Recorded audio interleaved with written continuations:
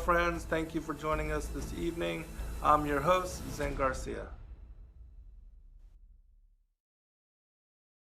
This is Mr. Zen Garcia. And before I bring him on and introduce him, I just want to say hello real quick to everyone in the chat that has already joined us. Looks like we've got a pretty lively chat already going.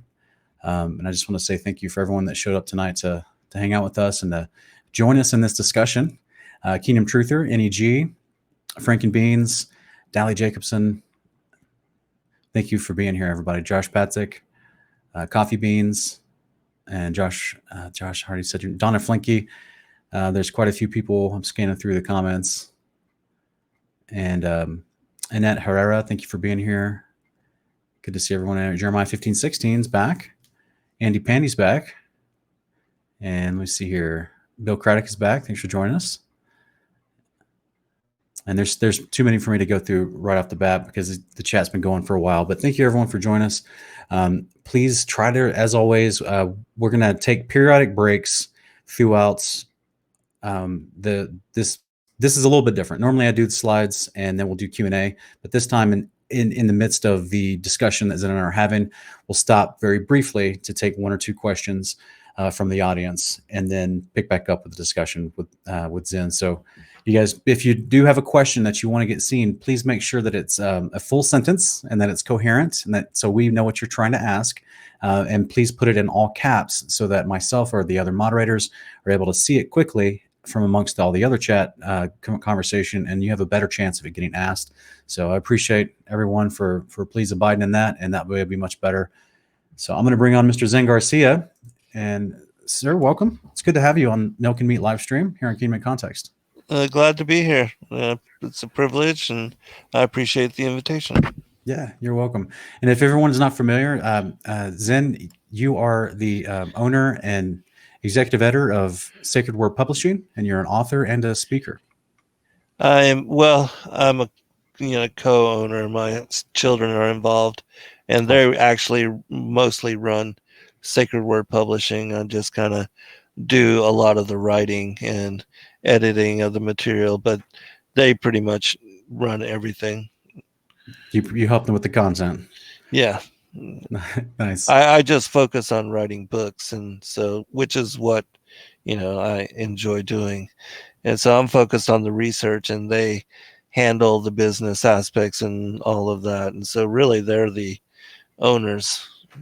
Awesome. So you guys, if you've never checked out his site, go check out Sacred Word Publishing, and they've got a lot of material there to go over and look at for consideration. So tonight, as many of you have already seen from the thumbnail that you clicked on this video, we're going to be discussing the serpent seed theory that Zen Garcia promotes. Now, before we did the show, I reached out to our brother Zen and I said, hey, I'd love to talk to you about this. I personally do not hold this theory, but I know that you do. And so I'd love for us to discuss it in front of people.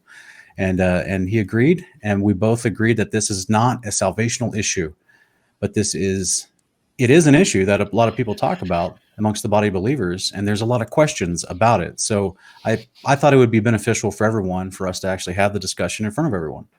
So Zen, again, I really appreciate you joining me to do this. Oh yeah, no, I actually appreciate the invitation because with regard to this topic, yes, I do know that is very controversial and it is contrary to majority opinion. But I, again, having researched this for a very long time, do believe it to be biblical. But I would rather come together with somebody like yourself to discuss the issue rather than just get judged, condemned, and criticized for believing it and teaching it. And I appreciate your willingness to join me in dialogue to actually go through the scriptures and to actually study it out and go chapter by chapter and verse by verse. So yeah, you may have seen, I'm not sure how familiar you are with Kingdom in Context, but we have 2 full seasons of Honor of Kings. It's a special show we do with Ken Heidebrecht from Hanging on His Words. And all we do is look at the apocryphal books and the texts that either used to be in the scriptures and been taken out over time, or were never put into the Bible, the American canon that we have, but were put into other canons like the Eastern Orthodox, Ethiopian canon. or even sometimes the Armenian canon. So we are familiar with the types of comments that you can get by looking into books and texts that the average American is not familiar with, and it's definitely you just have to, it's one of those deals you get to practice, treating it like thick skin and a soft heart is what A.W. Tozer used to say. So. Well, I do appreciate that aspect of your work as well. For those that are not familiar with the work that we do, we study, look at, read, examine very thoroughly much of what is considered extra biblical, apocryphal, pseudepigraphal, and a lot of the work that we do in publishing and releasing for public consideration are books that have not yet been in print. Materials, ancient sources, ancient extra biblical, extra canonical sources that most people are not familiar with, and a lot of the different compilations of books. For instance, the collected works of Enoch, Yahushua Christ, the infancy, early childhood, and lost years, the Great Commission series. These are all compilations of manuscripts which people are not familiar, but that are available for study. And so, yeah, that's one of the things that I spend the majority of my time doing is studying the extra biblical material. And so I appreciate that about your work as well. Yeah, it's a lot of fun to me, especially when I start realizing that there's so much content in the books that the average American is not familiar with that Christians, say, of the second century would have wholeheartedly been familiar with, that answers Right. so many questions to what we have today. And I think a part of that process of time, as some books were excluded, some books were included, and then those even, that particular canon changed from year to year, depends on who the new canon meeting, basically, Right. the canon conventions that they would have. Like, you over time, you have more and more opportunity within the text and then the storyline to find a reason to have questions that cause division. And I think part of that process is a part of why we have so many denominations in the United States amongst the Absolutely. church. Without a doubt. Yeah. So, all right, folks, without further ado, we'll just jump right into it. Zen, you're welcome to screen share if you would like. You let me know if you want to do that. Otherwise, I can pull up something for you to show while you're talking. Yeah, no, I will do that. I'm not familiar with this particular platform, and so just bear with me. Should be a menu bar at the bottom below our screen. Okay, share screen. Okay, I see that. There you go.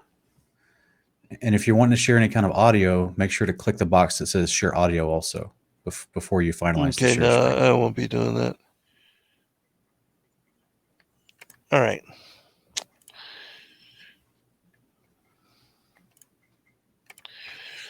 And so I just thought, we should study by going through the text beginning with Genesis 2:25, and that we can read through the narrative together and discuss, going through to Genesis 3:17, and that should be really the foundation for what we get into. Okay. And then, of course, I look at the Hebrew, and when we get into other texts that are also King James, like Matthew 13, we'll look at the Greek as well. But just going to the story, and I'm not going to bring up all the words that I have looked up, because just for time's sake, but you can see my screen, you can see what I have up. And so actually, I can't see your screen. Oh, you can't? I was going to say, are you trying to share screen right now? Yeah, I did. Okay. It's not showing me. For whatever reason, it's not showing the share screen. I don't know if it's because there's 3 people in our broadcast tonight. So you don't see the word file, the Serpent Seed teaching? I do not, no. I'm trying to give the option to show our 2 video boxes next to the actual share screen option, and it's not pulling up anything from your Windows. Okay, because when I look at it, it is sharing, but Okay, let me check the actual YouTube and see if that's not showing me anything. Your entire screen, application window, or Chrome tab. Oh, there we go. Okay. There we go. There we go. Let me add this. I and just then- didn't There we select. go. Sorry. Okay. All right. So the first thing is looking at Genesis 2:25, and we start there. We see that it says, "And they were both naked, the man and his wife, and were not ashamed." And so, and I do have, for those that are not familiar, I have all three of the parallel accounts as far as the King James, the Septuagint, and the Aramaic Targum. And for people that are not familiar with the Targum simply means translation, and it is the oldest translation of the Hebrew Torah into a different language. And it dates back to the diaspora, the rebuilding of the temple in the 4th century BC. It's also 200 years older than the Septuagint. And so when it comes to examining the oldest translation and going back to the most ancient source, the Aramaic Targum is that which one should be examining and studying. And I know that most people are not familiar with it, but it is the one that I study the most when it comes to the first 5 books of Moshe, the Pentateuch, because initially the Targum, that's all there was, was the first 5 books. Those were the Torah, the law for the Israelites, and this is the account that they also studied from was the Aramaic, because after the diaspora, they assimilated Aramaic as their colloquial language, and then when they returned back to the land and rebuilt the temple and began to do the worship and devotion again, Aramaic is what they had to translate the Torah, the Hebrew Torah, into in order for the Israelites to be able to read, follow, and study along. And they read the Hebrew side by side with the Aramaic. And you think that's the process that we see happening in Nehemiah chapter 8 with Ezra? Yes, absolutely. Yeah. Yep. Okay. Yeah, and even Daniel and Jeremiah, you see that those manuscripts are also in Aramaic. Cool. All right, so continuing, we go to Genesis 3. And now the serpent was more subtle than any beast of the field which the Lord God had made. And he said unto the woman, Yea, hath God said, Ye shall not eat of every tree of the garden? And the woman said unto the serpent, We may eat of the fruit of the trees of the garden, but of the fruit of the tree which is in the midst of the garden, God hath said, Ye shall not eat of it, neither shall ye touch it, lest ye die. And the serpent said unto the woman, Ye shall not surely die, for God doth know in the day ye eat thereof, then your eyes shall be open, and ye shall be as gods, knowing good and evil. And so just a couple of words that we should look at here. You shall not eat of it, neither shall ye touch it, lest ye die. The word eat there is the Hebrew word akal, and it also can mean to lay with or enjoy something as good fortune, sexual pleasures, or the fruit of good or evil actions. And even the word touch, naga, in the Hebrew means to lie with a woman. You can see that right there, right? I can see it, and that's in addition to all the other uses of that word, depending on Right. the application to context. For example, like it says right after to lie with a woman, by implication to reach, as if you're reaching after a woman, or is it to violently strike a woman? Yeah, I'm just emphasizing, specifics. Oh, I But see. yeah, I have the whole. If you can see my screen, you can see that I have the whole word definition. Yeah, there. But I'm looking on the actual YouTube feed, and we can see your screen share, so I think we're good. Okay, good. Yeah. All right, so we'll go down to Genesis 3:6. And when the woman saw that the tree was good for food, and that it was pleasant to the eyes, and a tree to be desired to make one wise, she took of the fruit thereof and did eat, and gave also unto her husband, with her, and he did eat, and the eyes of them both were open, and they knew that they were naked, and they sewed fig leaves together and made themselves apron, and heard the voice of the Lord God walking in the garden. In the cool of day, Adam and his wife hid themselves from the presence of the Lord God amongst the trees of the garden. The Lord God called unto Adam and said unto him, Where art thou? And he said, I heard thy voice in the garden. I was afraid because I was naked, and I hid myself. And he said, Who told thee that thou was naked? Hast thou eaten of the tree whereof I commanded thee that thou shouldst not eat?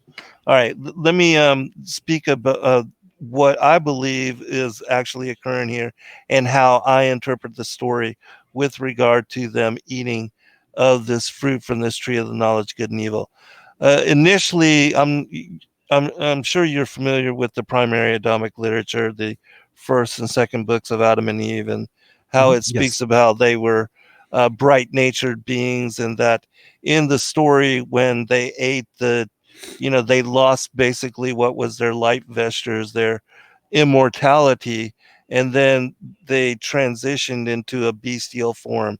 They had not ever experienced even darkness or the sun. They didn't know cold or heat.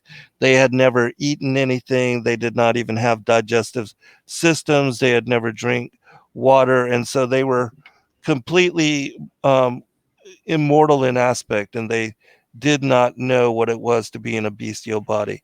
You guys are familiar with that, right?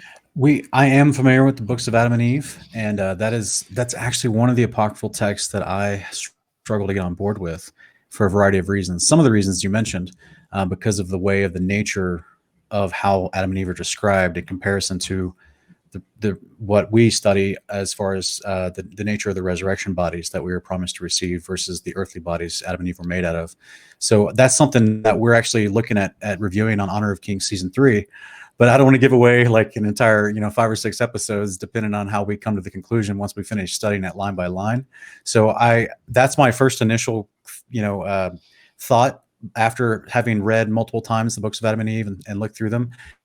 But we do plan to study those line by line. So for the sake of our conversation tonight, I'm just gonna, we're going to go with the premises that you're putting forward from the books that you're wanting to talk about. Okay, So, well, yeah. when you read those manuscripts, it's clear that they had an immortal aspect, and they were not yet into um, mortal embodiment until they ate from this tree of the knowledge of good and evil. And where it says that in the day that ye eat thereof, you shall die, that when they did eat, and I do believe that it was a fruit that they ate from this tree, and that when they ate it and they touched it, that they took on what was an animalistic nature. They were Okay. they fell from what was an immortal to what is a mortal embodiment. And so, in my opinion, that's also when their genitalia appeared, because after eating this fruit from the tree of the knowledge of good and evil, their eyes were opened and they knew that they were naked. And then they sewed fig leaves to cover their genitals. It's also my opinion that after eating this fruit and then taking on this mortal aspect, when their genitals appear, that's when the serpent beguiling Eve, and as we'll look at 2 Corinthians chapter 11 verses 2 and 3, where it speaks about Eve having been a chaste virgin, but then after the serpent beguiled her, that she had lost her purity, her virginity, her chastity. So And then you're equating the reaching out to take the fruit in both senses of its possible application. You're saying that it's both to physically eat and consume, but it's also a dual meaning that they not only ate, but then after they ate, they had the ability to literally lie in sexual nature right, with the serpent. Okay, I just yes, want to make sure I understand. And yeah. also clarifying for the audience, because I see some questions in the chat, and I just want to make sure people are following us. Yeah, and we can answer. I'll be glad to answer any questions that people have, but let me set the premise here Sure. first. And so, so after they eat this fruit from the tree of the knowledge of good and evil, the serpent beguiles Eve, and in my opinion, impregnates her with Cain, and that's why it says in the scriptures that Cain was of the wicked one, and we'll look at closer at those particular words and passages as well. But we'll go through Genesis 3 first.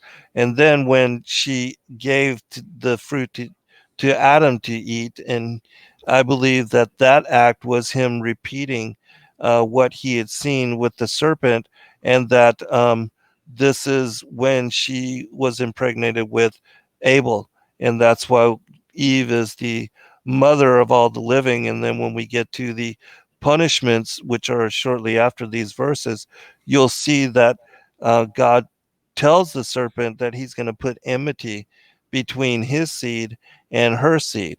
And so Cain was of his seed and Abel was of Adam's seed. And that's why we see the enmity playing out.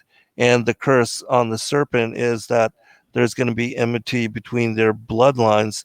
And then we see in the next verse, which we'll get there here in a second, but that Eve is cursed to bear children in sorrow.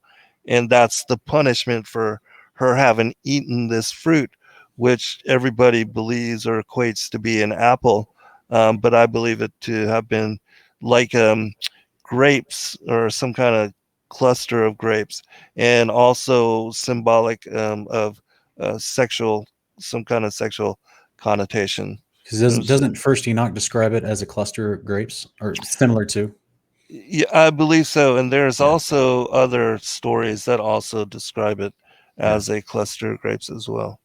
Yeah, and so from what you were just paraphrasing and setting as a foundational idea, you actually clarified something that I had heard. Because without, there's so many different arguments that people come up with or misconceptions of what the actual argument is for the serpent seed theory, and one of them you just clarified, which is the idea that Adam, from your perspective, you're saying that Adam took of the fruit and then copied what you think happened between the serpent and Eve, and then Adam turned around and copied that with Eve. Whereas the misconception I've heard is that Adam did that with the serpent, and there was some sense of homosexual nature relationship. But you're saying that's not what you're teaching or what you think. No, not at all. Adam just took that fruit and did what he saw happening to Eve. Right, because the results of his eating with Eve was that Abel would be born of that conception. Okay. And okay. so, so you're saying like a dual conception in the same right in the same day called, or time period. Well, they were twins, and it's called heteropaternal superfecundation, which just means that fraternal twins were born of two different fathers, which happens even in this day and age. But it does happen. Yeah, I think they're on Maury Povich. Yeah, right. Not the father. You are the father. Right. Yeah. So I want to share something here from the Targum real quick before we go past. It says in this verse as well, and the eyes of both were enlightened, and they knew that they were naked, divested of the purple robe in which they had been created. And so it's my opinion that, again, they were clothed in what was a bright nature before having eaten this fruit from the tree of the knowledge, good and evil, and that in doing so, they were put under the authority of death, which was the loss of their immortal nature and their placement into fallen flesh form, which is why when we are redeemed by Christ, he rectifies the fall and restores us to our first estate. They then were taken back up into paradise. And paradise, where they originally fell from, is in the third heaven, as Paul speaks about in 2 Corinthians, that paradise is in the third heaven. And you see confirmation of this in the book of Enoch and other places as well, the vision of Paul and other things. And so it's my opinion that after these punishments, which we're about to go into, then they were banished here to the earth, and that the fallen angels had already been cast out and were here as well. And so looking at a few verses here, and here's one from the book of Adam and Eve, which talks about that as well. And because at that time they were filled with the grace of a bright nature, and they had not hearts turned towards earthly things. And so, again, the primary Adamic literature, without a doubt, shows that they were immortal in aspect before having eaten this fruit and being tempted and having fallen. The word there for, pleasant even has something to do with, lusting and being desiring. And we see that with these other verses as well, as were with desired. The word shamad, it is, the attraction greatly below, things of that nature. And even the word for eat can also, as we said, to mean lay with a woman, enjoy sexual pleasures. The word fruit, it has representative of offspring, children, progeny. So let's go There's into a now. quick question we have in the chat, and this Yeah, this sure. one shouldn't take too long. Can you see it on the screen? I just put it on the screen for us. Do you see the question? You switched windows? I'll just read it to you. It's okay. I Yeah, apologize. okay, sure. Someone is asking, Griffinfire 101 is asking, wouldn't he be a giant then? And I'm assuming he's referring to Cain, the birth of Cain. And this is the assumption that an angel taking a woman, there's immediate offspring would be a giant. We actually talk in Honor of Kings, first season, episode 2, how there's several different ways to make a giant, and it doesn't have to be guaranteed. But what would you say about that, Zen? Well, in my opinion, Cain was different in appearance. But with regard to being of giant stature, it's my opinion that Adam and all of the first 10 generations of humanity are what we would consider to be giants, that they had very much longer lifespans and that they were very much larger in stature than normal humanity, especially post-flood humanity. But it does speak about in the Gospel of Bartholomew that Adam was 60 cubits tall. And so, whatever you can take that for, he was a very much larger stature than, and again, the living almost 1,000 years that also differentiated the first 10 generations of Adam and humanity in stature and size from post-flood humanity and lifespan. So you said the Gospel of Bartholomew claims Adam was 60 cubits tall, and I'm guessing that's the cubit, like the Egyptian royal cubit, which is what, 20 to 25 inches. Well, they say that it equates to 90 feet, so that'd be about 18 inches then. Yeah, per cubit. Interesting. Yeah. Interesting. Okay. But with regard to Cain, and I will bring this up as well, is that he was what is called seraphic in appearance, which means that he had a snake-like, a serpentine, a reptilian nature to his bloodline. And so that we see is spoken about as far as with the devil. He's called in Revelation 12 that ancient dragon, that old serpent, and that Christ refers to even the Pharisees when he, speaks of them as being that their fathers were the assassins of the prophets from Abel to Zacharias, which we know Abel was killed by Cain. And so he's associating them with Cain's bloodline and Cain's lineage. He speaks about them as being a brood of vipers as well. And so which verse, do you remember the address of the verse that you're thinking of that talked about Cain being seraphic? Yeah, it's just Genesis chapter 4, verse 1, which will go into the some of the other, as far as some of the ancient books of commentary, and then also I'll get to that as well. But we're gonna continue here. Sorry to jump ahead, and I thought we may have missed it. Yeah, no, it's fine. And so I wanted to look at the punishments here from Genesis 3:15 through 3:17, because in my opinion, it's only by understanding the Eve eating the fruit from the tree of the knowledge of good and evil in the way that I'm expressing it here that one can then make sense of the punishments that they are and that are revealed directly after they eat, and that are directed to the serpent, to Eve, and also to Adam. And so in Genesis 3:15, and I will put enmity, this is to the serpent, I will put enmity between thee and the woman, and between thy seed and her seed. It shall bruise thy head, and thou shalt bruise his heel.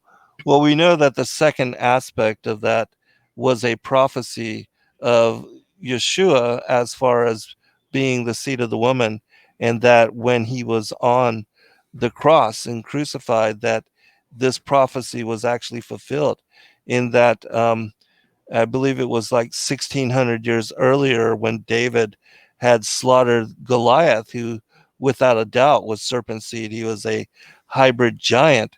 He had taken his head back as trophy to prove to the people there in Jerusalem that he had killed the Philistine champion.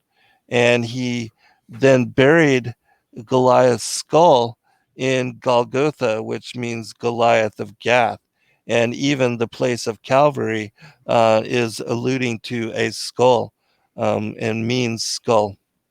Mm-hmm. And so there where he buried Goliath's skull, Yeshua, when he was crucified on the cross, this prophecy was then fulfilled in that he was crushing the head of the serpent seed at the same time that it was nipping at his heel.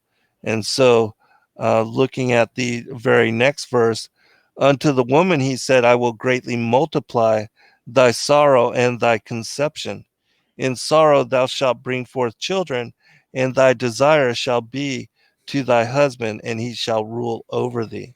And so, in this verse, and we'll look at the Hebrew words as well, um, that Eve, because she ate from this tree of the knowledge of good and evil, she was pregnant. As I said, the serpent pounced upon her, and in beguiling her, that word in the Hebrew is nashah, and in the Greek expatio, and it means wholly seduced.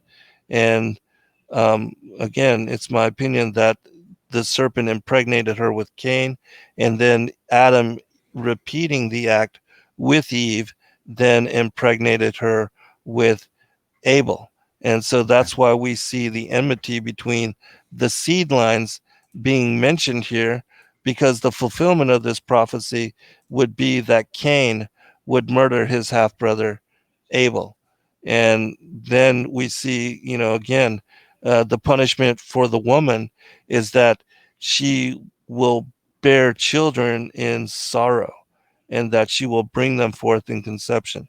And then afterwards, uh, having the lustful desire to procreate brought upon her as part of the natural aspect of being a human, that her desire should be to her husband instead of the serpent. And so, Okay, so if I may jump in real quick, yeah, sure. like we were saying, there's a lot of you're making a lot of points, and I just want to be able to, instead of trying to stop at every single point you Yeah, make, I'm going to have to be strategic absolutely. in which ones I talk about. But you talked about the word being used for her being beguiled in Genesis 3:13, right? And you were talking about that one means wholly seduced. Mm-hmm. And you said, is that in the Greek? Is where you find it that translation? I'm looking through some of the The Greek is in concordances. 2 Corinthians chapter 11, verse 2. Okay. And that word is expatio. But no, Do you, in Genesis 3, the word is Nasha. nasha. Yeah. So do you ascribe to any of the like the common concordances like Strong's or NASB, exhaustive, or Brown Mm-hmm. Drivers Yeah, Biggs? Okay. these are from the Strong's. Yeah. Because there's some other definitions I'm seeing that talk about being deceived, or to be morally seduced, or to be mentally deluded. And so I guess all I'm trying to say for those who are testing this idea, it seems to be there are a couple different ways that could be taken. Well, yeah, but morally and as you say, would not lead to her bearing children.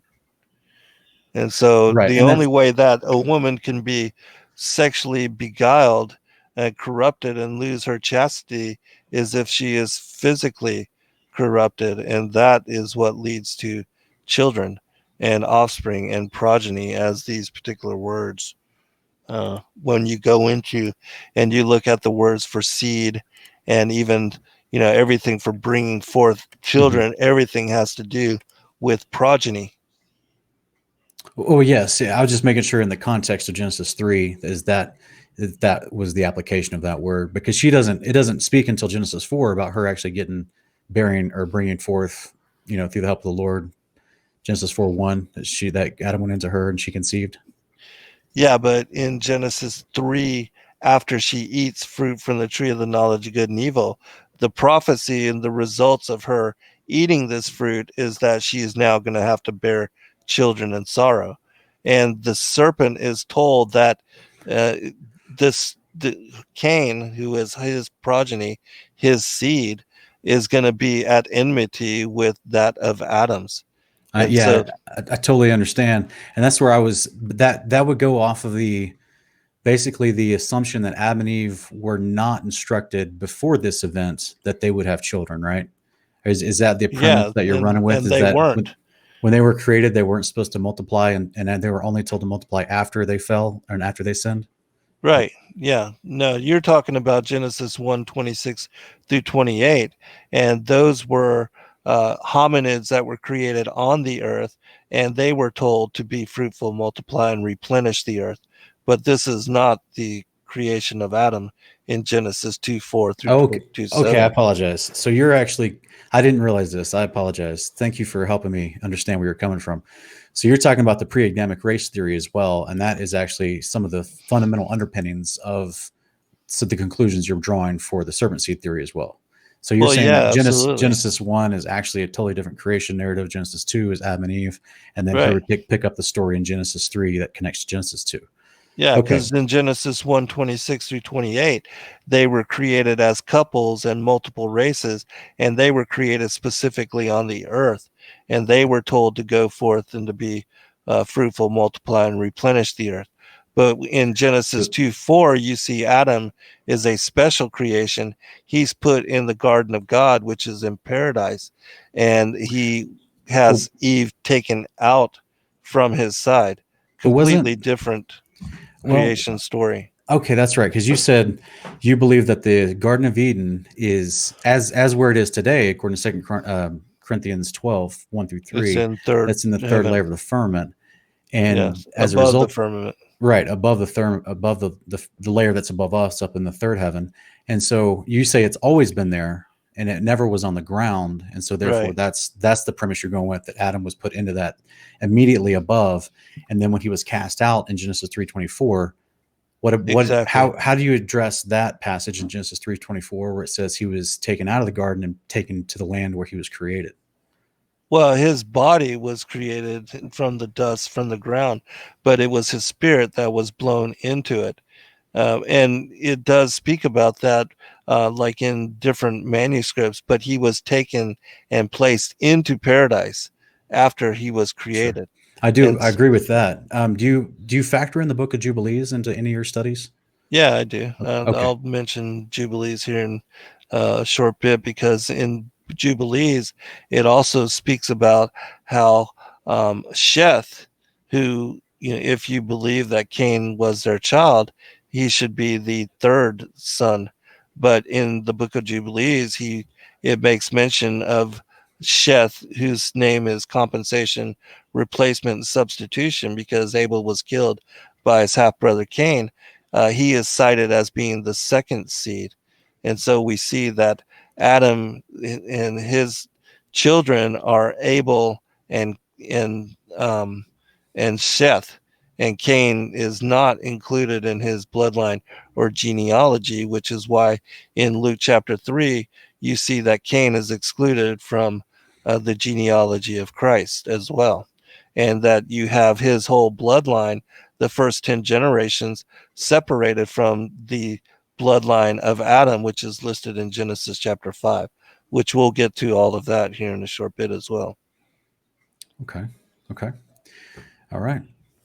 Well, I'll let you continue. I was just trying to clarify, not just for me and make sure I knew where you're coming from, but also for people in the chat. Because like you said, some of the things that we try to do on my channel is make sure we hear the correct story. And this is stuff where, if you see me, some of my videos I've done where I'm speaking to unbelievers or I'm being interviewed by atheists, I always tell them that, so much confusion happens when we're arguing over the wrong narratives or two different narratives. And our goal is like, let's just get clear on what's actually being said. And then we can just jump in and decipher. A lot of folks in the chat seem to be coming from various different places. And I'm just trying to help everyone catch up to where you are to make sure they understand what you're actually saying. I don't want them getting confused because they believe something they heard from somebody else, Well, certainly. And I appreciate you doing that as well, because most people interject what they think I'm teaching. And, a lot of what they say is actually incorrect. Like the whole thing with Adam having sex with the serpent. That's not what I teach at all. Right. And so, and it's very clear that when we get to the Targum, Genesis chapter 4:2, it says, and she added to bear from her husband, Abel. And so we see that the result of him eating the fruit with Eve was that Abel was born as a fraternal twin. And so we'll get to that here in a short bit. But again, looking at the word for seed here, it's the Hebrew word zerah, and it means fruit, plant, sowing time, posterity, carnally, children, offspring, descendants, semen, virility, fruitfulness. And so you see all of these, the same thing. The seed is children and a reference to children.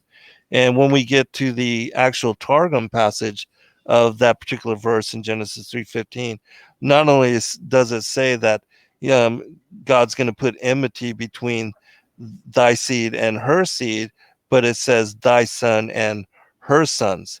And the reason it says thy son and her sons is because Cain kills Abel, and then Seth is the replacement for Abel, and it is through Seth that the children of Adam will be propagated in the 10 generations after. And we also see, real quick, one last thing, is that Seth is cited as being in the similitude and likeness of Adam, where Cain is not. Okay.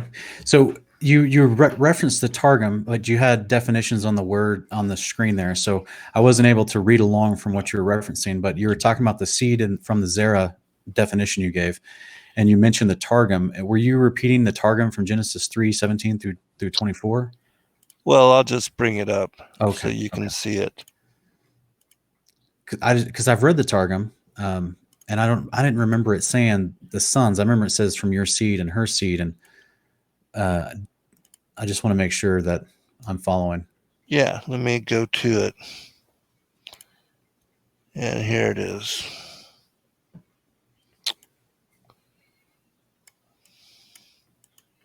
Okay. This, I believe this is the Targum here. The third one. And so down here it says, and I will put enmity between thee and the woman, and between the seed of thy son and the seed of her sons. Do you see that? I do. And it goes on to expound, doesn't it, though? And when it does. When the sons of the woman keep the commandments of the law, they'll be prepared to smite you upon your head. Right. I always thought this was an interesting translation because it actually mentions the law back in Genesis 3 as part of the prophecy, at least according to the Targum translation. Right. And not only that, but if you look at the further elaboration after that, it tells us that it was in paradise that they had fallen from, and that it was after they were cast out of the heavens that the cherubim are put into place to keep them from eating from the tree of the tree of life, because otherwise they would have been in a forever fallen state. So, and that's under the assumption that they were in the third layer during this while it's transpiring. Would the how you view this storyline, would that change at all if the Garden of Eden was actually on the ground and that could be shown from other books? Well, it's not, and I have verification of that from many stories, even here in the Targum, as well as both Vision of Paul and Second Corinthians, and also the Book of Enoch. They describe paradise as being above the vaulted dome of the earth. And so the Garden of Eden, where they were cast down to, it's on the earth, but that's not where they fell from. And so, here, well, you can read it in the story of the Targum as well, where it talks about it, but that's after chapter 3, verse 20. So we'll get to that in a short bit. All right, let me just skip ahead, I guess, to that portion of the story. And from the King James, it says, "Therefore the Lord God sent him forth from the Garden of Eden to till the ground from whence he was taken." And then you see, "So he drave out the man and placed him at the east of the Garden of Eden, cherubims, flaming sword, which turned every way to keep the way of the tree of life." So this, in my opinion, is when they were cast out of paradise. And reading the Targum version, you get a great elaboration on this. And so I'll just read a little bit for people that are not familiar. And Adam called the name of his wife Hava. Hava means life giver, because she is the mother of all the children of men, meaning that she was the mother of the serpent seed as well as the seed of the woman. That's not the same for Adam, because he was not the father of Cain. And so continuing, and the Lord God made to Adam and to his wife vestures of honor from the skin of the serpent which he had cast from him upon the skin of their flesh, instead of that adornment which had been cast away, and he clothed them. And again, this opinion, in my opinion, is that they were in mortal form. And continuing, "And the Lord God said to the angels who ministered before him, Behold, Adam is soul on the earth, as I am soul in the heavens above. And it will be that they will arise from him who will know to discern between good and evil. Had he kept the commandments which I appointed to him, he would have lived and subsisted as the tree of life forever. But now, because he hath not kept that which I prescribed, it is decreed against him, that we keep him from the Garden of Eden before he reached forth his hand and take of the tree of life." We know that in Revelation 2, it also says that the tree of life is in the garden of God. And the Garden of Eden mentioned here is paradise, not the Garden of Eden that they were cast down to, which we'll see as we continue. Behold, if he eat thereof living, he will live and subsist forever. And the Lord God removed him from the Garden of Eden, and he went and dwelt on Mount Moriah to cultivate the ground from which he had been created, and he drave out the man from thence where he had made to dwell the glory of his Shekinah at the first between the two cherubi, which are the cherubim, before he had created the world. It also talks in about a lot of places that paradise was created before the foundations of this world. Hold on one second. I'm going to take a sip of water. Okay.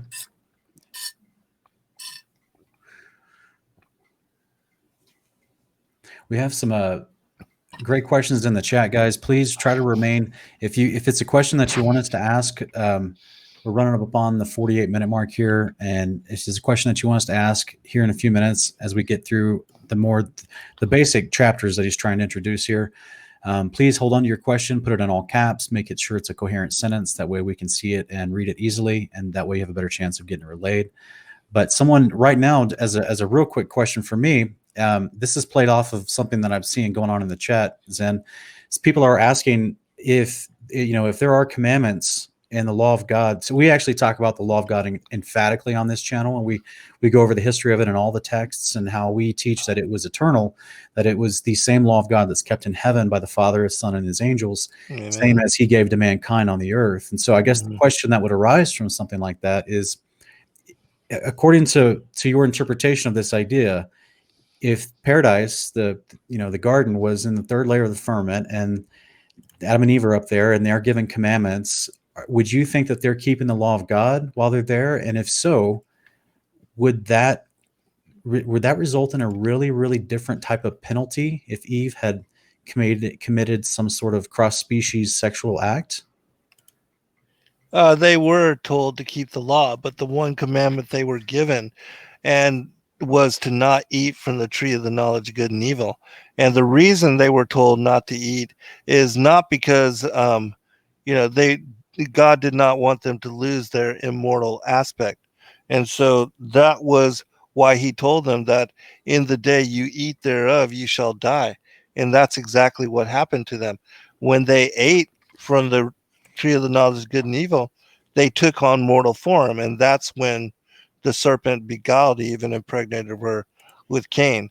And so it was more about keeping them in mortal aspect and not falling into uh, immortal into mortal form, Okay, into flesh and body. because you're coming from the general predisposition that they were created immortal to begin with, and only That's right. after they sinned they received mortal flesh. That's So right.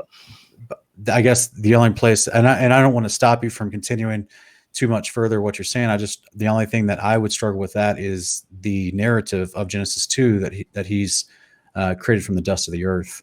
And so you're saying that someone that's created from the dust of the earth could be immortal if they wanted to be. Well, yeah, initially before his body was, see, Adam, the second Adam was created different. Even though his body was created of the dust, he was not yet blood. He was flesh and bone, but he did not have blood within that flesh and bone body. And that's what you, because, all right, I just want to make sure I understand. So then the first hominids that you said that you believe chapter 1 is different.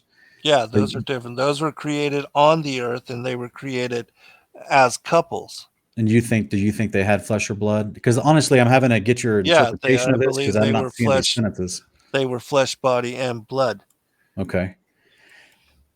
So then, in your interpretation, Adam is in Genesis 2 he's still created with out of the soil, and the breath of life is still breathed into him. Genesis 2:7, but he is different in the fact that he's not truly someone that has blood running through his veins, but he's able to live above the firmament. Yes, and this is what I would struggle with this is Enoch 15, where the Father says that for those who create in heaven above, their abode is in heaven. Those who create on the earth below, their abode isn't on the earth, and that's why they can't transition between. And the rebellious watchers were punished for coming down to copulate, create wives and families on the earth down below, because it wasn't intended for them. It wasn't their place. So I guess what I'm saying, what your theory interprets as Adam is made of the dust of the earth, but then he's given an abode in heaven that he would have lived forever if he'd followed the one commandment. But what I was trying to ask is that the only commandment, or was he not told that he can't murder and he can't cheat and he can't lie and he can't do any, like, the only commandment was they just don't eat the tree, and then they were given no other instruction while they're in the garden? That's what we're told. Yeah. Okay. Do you see somewhere else where it Yeah, says that? in Jubilees chapter 3, I think it's verse 14. It talks about how the angel, or the narration of Jubilees is the angel speaking to Moses on Mount Sinai, and he's telling how they were commissioned to teach Adam and Eve how to tend and care and take after the garden. And then we see Adam later down, before leaving the garden and being expelled from it, that he's actually offering incense on the tabernacle inside the garden. And that's where, to me, that just seems like there'd be a lot more instruction for him to have that kind of competency in actually performing a form of worship to the Father. So, well, I think when we get back up into paradise, we're all going to be worshiping the Father, and that's, without question, all the angels, that's what they were created to do. And I do, without a doubt, know that the law was established in the heaven, and I'm sure that the angels were teaching. But again, with regard to the commandments that we follow here on the earth, they were in immortal aspect. They weren't even supposed to have children. There was no murder. There's no, just like it says, with the angels, they are not given in marriage in heaven because they don't procreate. So the whole thing of a human nature and honoring father and mother and all that has to do with humanity and our being in a fallen state of being now, in a fallen form. All that wouldn't apply to us in heaven. So here's the $1 million question. As you and I are both firmamentalists, and that's a joking term I use with folks, right? Because I love the firmament and I love all the scriptures that describe it. and you've written an entire book on the firmament where you've collected all the passages, and it's great. So if we're all descendants of Adam and Eve at this point, would we be able to, in our fleshly body, would we be able to abide and live, literally, breathe the air and exist for more than 2 seconds in the paradise in the third heaven right now, if we were to No, get you can't go to paradise in immortal form. You okay? have to be in immortal embodiment in the spirit. When be absent from the flesh is to be present with God. And, like the vision of Paul shows us, that after a person dies, those that are righteous go on to paradise. And even when Christ died on the cross and he restored Adam, and even to the thief, he told him that this day you will be with me in paradise. The thief went to paradise and waited for Adam and Christ to ascend with all of these righteous seed. And they were given over to the archangel Michael. They were baptized in the Archursian lake, and then restored to their former bright nature, they were allowed to enter into their first estate, which again is paradise. We see this story is in the Gospel of Nicodemus and also the Gospel of Bartholomew, which shows to us again that originally they were in a bright natured form and they were living in paradise where they were restored to. And so, and that's part of what I was reading here, which I didn't get to finish, but from the Targum, it tells us that, they had this immortal, bright natured aspect when they were cast down. And we can tell that it was, the tree of life is in paradise in the garden of God. Revelation tells us that. And I No. can share some other passages from, Enoch and also the vision of Paul, which also confirm this, that paradise where they had fallen from is above the vaulted dome. That's where New Jerusalem is. That is the paradise of God. That's where the righteous ones live even now. And when Adam and his descendants, and even the thief on the cross, when they were taken to paradise, Enoch and Elijah were already living there, because they had not succumbed to death. And we know that they're going to be the two witnesses of Revelation 11. And at that time, they will be killed for the first time and left in the streets of Jerusalem for 3.5 days as part of that end time prophecy. So do you hold to the idea then that the concept of Sheol is no longer a thing after the resurrection of Christ? No, it is for the wicked. But The wicked still go to Sheol. okay, so in your idea, you hold to the traditional concept of, at the resurrection of Christ, he took with him everyone who had died from Adam up to that point to heaven. Right. And and you're saying they met the thief that was on the cross because he kind of preceded Yeshua's resurrection by 3 days. And so No, he went to paradise. He was given a pass to not have to go to Sheol and went directly to paradise. And Christ said, "This day you will be with me in paradise." So when he died, the thief just went straight to paradise, and Christ had to descend down into Sheol to break open the doors of iron, the gates of brass, and to take Adam and his descendants out of Sheol. And then he took them back up into paradise above the vaulted dome of the earth. They were baptized in the Archursian lake and then allowed to enter into the city of God, okay. New Jerusalem. But before they did, they met the thief, and the thief told them about how he believed on Christ as the Son of God, and that's why he was there. And then they entered together into paradise, and they met Enoch and Elijah. Okay, I see. Okay, thank you for clarifying your stance on that. And just there's a lot of people asking in the chat because they, to have the discussion tonight. As you know, when I first reached out to you, I thought the best way that we might be able to have this discussion, so that there's no confusion amongst anyone listening or watching, would be a formal debate with times and everything. But then, as we talked further about it, we went with this, what we're doing tonight, which is more of just having a discussion about these things. So I just want everyone in the chat to know this isn't intended to be an actual debate. This is just Zen already knows that I don't hold this theory in my teachings on my channel, and I know that he does. And we both knew coming into this presentation that we are on opposite sides of this theory, and that's fine. We're both okay with that. We both still love each other as brothers in the Lord. So everyone in the chat, it's okay. We're just having a conversation, and that's why I'm asking him to clarify, because I've heard various strains of serpent seed theory. Now, this isn't just me turning on the camera and saying, okay, explain everything. He knew that I'm going to be asking him questions as we go. Yeah, Okay, absolutely. okay, guys. So this is we're trying to walk a fine line of, him letting him present what he teaches about this topic, and then me trying to learn what he teaches about this topic while you guys watch. So it's truly, I've never done anything like this on my channel, and hopefully it's coming across the right way. But I'm having to clarify for people in the chat. So okay, I'm sorry to interrupt. We'll get back to it. No, Jim. it's I'll let good. you keep going. And yeah, I want you to interrupt anytime you have a question or if you have a point to make. So feel free to interject at any point.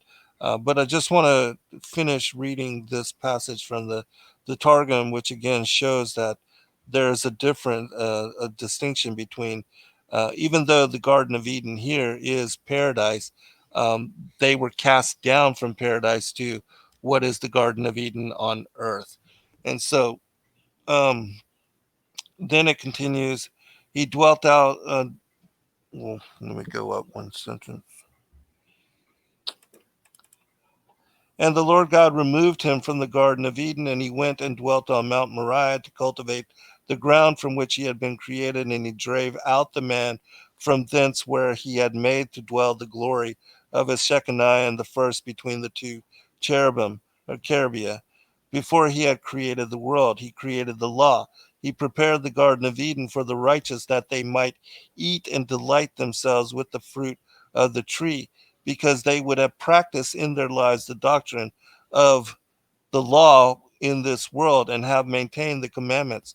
But he prepared Gehenna for the wicked, which is like the sharp consuming sword of two edges.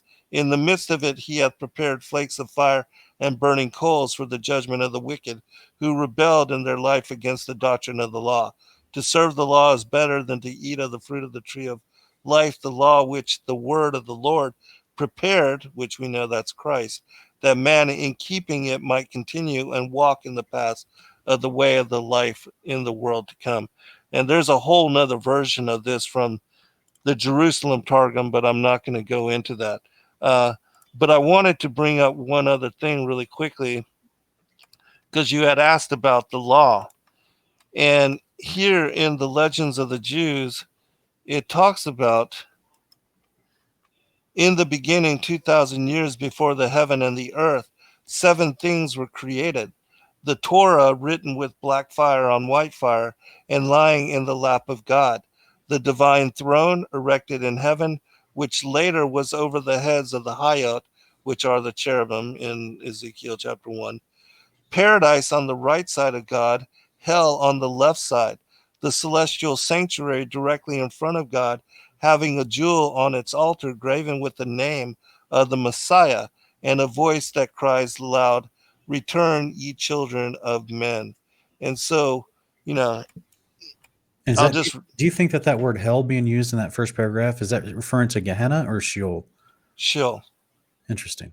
Okay. Yeah, but Gehenna, Sheol, Tartarus, they're all really kind of labels for the same thing, because there's 2 places, one for the righteous, which is paradise, New Jerusalem, and then the place of Sheol, which is in the interior of the earth. Go ahead with what you're saying. I was just saying, I thought that Gehenna was specifically for the lake of fire, and if I'm not mistaken, isn't that what we are seeing in First Enoch chapter 27 or 28, and also I believe in chapter 43 that they're seeing the lake of fire, the place of final condemnation, and that is actually near the throne of God, near the 7 mountains above the firmament. But the Sheol concept, as Enoch 22 explains, was a separate lower compartment underneath the plane of the earth. I don't really know where the lake of fire is located, whether that's above the vaulted dome or not. But that's a elaborate, interesting point, and something that I should take a look at even greater. But wanted to bring up the one final paragraph here. When God resolved upon the creation of the world. He took counsel with the Torah. Her advice was this: O Lord, a king without an army and without countries, courtiers, and attendants hardly deserves the name of king, for none is nigh to express the homage due to him. The answer pleased God exceedingly. Thus did he teach all earthly kings by his divine example to undertake naught without first consulting advisors. And so it's then that the Torah tells them, that man is going to fall away, but that Christ as Messiah would enter in order to rectify the fall. And so redemption, the theme of redemption and the fall of humanity, all of that was known even before the foundations of the world, but that paradise was already created, already established, as was Sheol. And so then we know that the earth was created as what would be a union for those two particular places, and that it is on the earth that duality, the experience of good and evil, light and darkness, pain and pleasure, all of that comes into being. Interesting. Yeah, because I think that's what in Julie's chapter 2, we talk about the abyss. I think it's verse 2. He talks about all the things that were being made on day 1. And obviously, we know from Genesis 1:1 as well, the heavens above were made, but also the abysses were created as well. So I've always, my buddy and I, Ken Heidebrecht, we theorized that is Sheol being spoken of, created on day 1. With the other layers of the firmament before our layer was fashioned and filled out and made. But I know that might run contrary to your theory of the pre-Adamic race, but that's the conclusion he and I have come to over study. Well, with the pre-Adamic race, it's my opinion that in Genesis 1:2, that the war in heaven had led to the destruction of the first world age. And so everything was annihilation and had to be reconstructed and recreated and reformed. And that's what we see in Genesis 1:11 and onwards, is that the second world age and the earth is being recreated, the creatures refashioned to inhabit the land and the oceans and the seas. And that's why the hominids made in Genesis 1:26 through 28, they're told to go forth and to replenish the earth because it had been destroyed previously. Okay. All right. All right, so we're now to Genesis 4:1, and we'll just cover, 2 Genesis 5, and I'm not going to cover every aspect of Genesis 4, just mainly this first verse here. And Adam knew Eve, his wife, and she conceived and bare Cain and said, I have gotten a man from the Lord. Well, everybody says that this is, the trump card for the serpent seed theory. But in actuality, when you understand the fullness of what is being presented here, this in fact just verifies that the knowledge of serpent seed is encoded. And I'll explain why as we look at some of the other, the Targum rendition, as well as some of the commentaries which are specific to Genesis 4:1. And in the Targum it says, and Adam knew Hava, which again, Hava is the Hebrew for Eve, and it means life giver. Hava, his wife, who had desired the angel, semicolon, and she conceived and bare Cain. And she said, I have acquired a man, the angel of the Lord. And she added to bear from her husband Adam, his twin, even Abel. And so, as I said, looking at the Genesis 3:15, where God is putting enmity between the seed of the serpent and the seed of the woman, that plays out with the birth of Cain and Abel, because Cain is of the wicked one, as it says in 1 John chapter 3, verse 12. And it was her desiring the angel, being beguiled by Satan, the serpent, in 2 Corinthians 11:2, that led to her conceiving and bearing Cain, because again, he was of the wicked one. And then where it says, and she said, I have acquired a man, the angel of the Lord. Well, this passage doesn't seem to make sense in the King James unless you understand that truly it was her desiring the angel that led to her acquiring this man. And it's not just the angel of the Lord, which, people would think that this is a representative of Cain, but it actually says in these other translations, which we're about to go into, that she has acquired a man from the angel of the Lord. And so we'll look at a couple of Zen, those which Targum are you reading from on the screen here? right here. This is the only one. I mean, which is that the Jerusalem Targum or It's the Aramaic Targum. the Aramaic Targum? Okay. Yeah. Okay. Yeah, it's the Aramaic, the oldest and most authoritative, and the one that dates back to the 4th century BC. All right, and so we'll look at the traditions of the Jews and the legends of the Jews on this particular verse. Their interpretation of Genesis 4:1 from Johann Eiseminger, which dates back to the 1700s. The traditions of the Jews, that says, and Adam knew his wife, who had conceived by the angel Samael, was pregnant, and bare Cain, whose resemblance was like the upper creatures, and not like the lower. And she said, I have got the man, the angel of the Lord. The next translation is from the Legends of the Jews, Louis Ginsburg, published in 1909.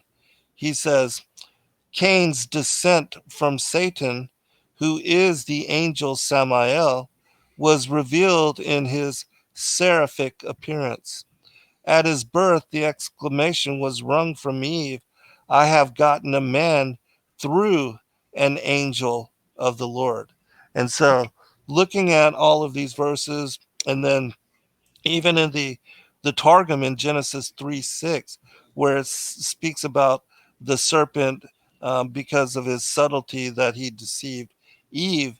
The name of the serpent there is actually Samael, the angel of death. And so it names the serpent as Samael.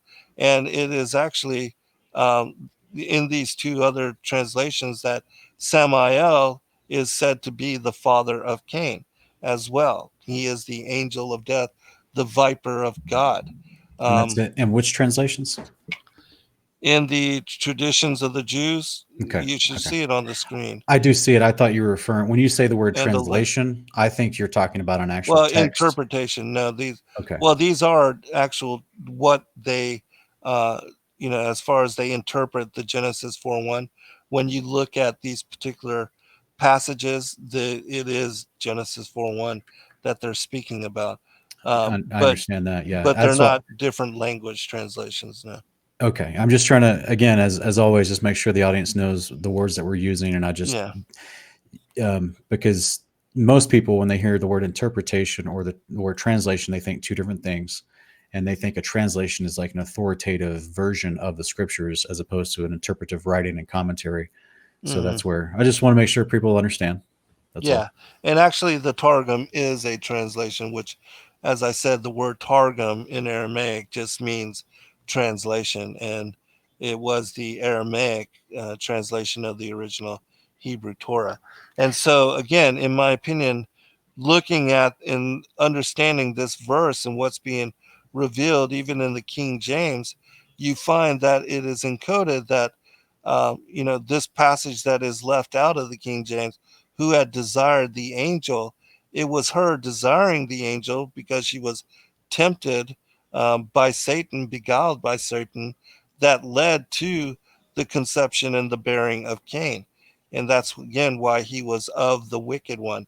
And then it would make sense that she would say, I have acquired a man from or through the angel of the Lord, which is exactly what Samael was. He was an angel of the Lord. And I'm going to go to one other point here, and that is Genesis chapter 5, and then we can take questions if you like from anybody in the chat room. In Genesis 5, in the Targum, it elaborates a little bit more on this particular, the differentiation between Cain and Abel and their bloodlines. And again, as I said, Cain has a seraphic appearance, which means that he was serpentine, snake-like, that he represented and looked like the upper creatures, which it's referencing the seraphim angels there, which the word Sarah is snake. And so the seraphim angels are also dragon-like angels. And so looking at Genesis chapter 5 in the Targum, it says this. And Adam lived 130 years and begat Sheth, which again, Sheth means compensation, substitution, and replacement, who had the likeness of his image and of his similitude. For before had Hava, life giver, born Cain. Cain means acquired or possession, who was not like to him. And Abel was killed by his hand. And Cain was cast out, neither is his seed genealized in the book of the genealogy of Adam. But afterwards there was one born like him, and he called his name Sheth. Now, I mentioned that Cain means acquired and a possession. And that's exactly what Cain was. He was acquired by Adam as his stepson. He became a possession. He was not his of his bloodline, which is why Adam, when he's born, uh, he even makes mention of this. There are passages which describe, which I'll read just a couple verses, and then we can move on from this point. I'll have some questions after you're finished reading this Yeah, part. sure. Okay. Just a couple more. I told you the book of Jubilees, it says, and Adam and his wife mourned for Abel 4 weeks of years. And in the 4th year of the 5th week, they became joyful. And Adam knew his wife again, and she bare him a son, and he called his name Seth. For he said, God hath raised up a second seed unto us on the earth instead of Abel, for Cain slew him. So if Cain was the firstborn son of Adam, Seth should be the third son of Adam, not the second. But because Cain is not Adam's child, we see that it speaks of him as Seth as being the second seed, which indeed is what he was. Because if you look at Luke chapter 3 again, you see that Cain is excluded from the genealogy of Christ because his bloodline is separated from that of Adam's. It's found in Genesis chapter 4, and Adam's bloodline begins with Seth because Abel was murdered in Genesis chapter 5. And we can see again the differentiation in these bloodlines. In the Keber Nagas, it says that, and he drove him out of the garden because of his apostasy, through the sin of the serpent and the plotting of the devil. And at that sorrowful moment, Cain was born. And when Adam saw that the face of Cain was ill-tempered or sullen, and his appearance evil, he was sad. And then Abel was born, and when Adam saw that his appearance was good, and his face good-tempered, he said, this is my son, the heir of my kingdom. But again, because he was murdered in Genesis 5:3, we see that in the King James, Adam lived 130 years, begat a son in his own likeness, after his image, and called his name Seth.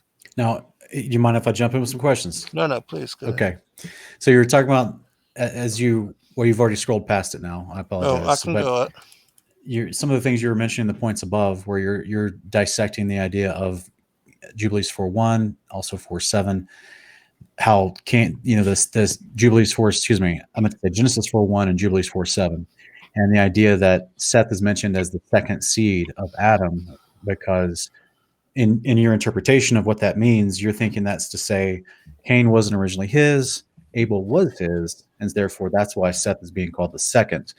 Yet, how do you feel towards the idea of the word seed itself being used, as we saw from the Targum, meaning someone that keeps the commandments of God, as it expounded on the children of the woman, being, as we see Jubilees use that same terminology about being the seed of Abraham, is this the prophesied seed of the one to come in chapter 23, as is also repeated in Galatians 4 and other places in the New Testament, speaking specifically of this metaphoric, not literal zera, but this metaphoric zera of seed, one that was destined to be resulting in the Messiah, right? Like we also see mentioned in Genesis 17, through Abraham's seed, out of him will come great nations. Do you think that has any bearing on how those passages could be looked at, and to see that it's not physically speaking of a literal zera being the actual genetic seed, but instead Abel was the one that was doing the commandments, as we see in Genesis 4:7. He was actually bringing forth and rightly dividing his first fruits that he was bringing forth, and Cain was not. And so therefore he's not obeying the commandments of God. Instead, he has the seed of the serpent, right? The disposition of the unfaithful commandment breaker, as opposed Well, to yeah, commandment. that's the way a lot of people try to explain it away. But again, looking at Matthew chapter 13, it's very clear that Christ there explains the two seed lines. And he says that the enemy snuck into the garden and sowed the tares. And he says that the enemy is the devil, and the devil is the father of the tares. And this is after he sends the multitudes away, and he explains, because they ask him, oh, tell us, explain to us the parable of the tares of the field. We know it not. And that's when Christ goes into and tells them specifically that the tares are the children of the devil. And so it very much is a literal physical bloodline. And that what occurred in the garden was a actual physical corruption of Eve. Because otherwise, why and how would it result in her losing her chastity? And then Well, also, that isn't that kind of an assumption though of the passage no, in it's not, Genesis 3? because again, when you look at Genesis 3:15, it tells us right there that because they ate and they were deceived in eating the tree of the knowledge of good and evil, that the serpent has seed. He has a bloodline Right. Well, in that's this world. exactly, but that would be using the predeceived or preconceived idea of what that word seed is referring to as a physical, and then using the preconceived idea that because the statement is being repeated in Genesis 3:15 about the pain and childbirth that Eve would receive as a result of her sin, which wasn't the only thing that she was spoken to about. She was also spoken to about, having desire for her husband. Yeah, but that But also you're comes from them now being in physical embodiment and her having that the lustful desire to procreate. okay. So from just to let you know, from my perspective, what I'm seeing from some of this is the coming to this Genesis 3:15 text of the prophecy that's given to Eve, and you're immediately equating that is spoken to her because she's pregnant, where as opposed to that spoken to her because it was always intended that her and Adam and Eve were to procreate, and you do that because you separate the Adam and Eve that you're reading of in Genesis 2 and 3 from the male and female created in Genesis 1:26 and 27. Yeah, well, they're two Okay. different creation Well, I accounts. mean that is up for debate though, right? Is it up for debate at all? Well, yeah, it can, and it is debated, but in my opinion, it's very clear that when you read Genesis 1:26 through 28, that these hominids were created as couples. They were created on the earth, and they were told to be fruitful, to multiply, and to replenish the earth. Because again, in my opinion, in Genesis 1:2, you have the earth being destroyed and it became without form and void, which the Hebrew there is tohu wabohu, which means a deserted wasteland. It became haya tohu wabohu. It became a deserted wasteland and an indistinguishable ruin. We're told in Isaiah chapter 45:18 and at Second Ezra that it was created to be a perfect work and that it was created to be inhabited, but because it was destroyed, and this is clear in Second Peter chapter 3, that the first world age was destroyed by water. It is perished. It was completely annihilated. And then we see that it's recreated again.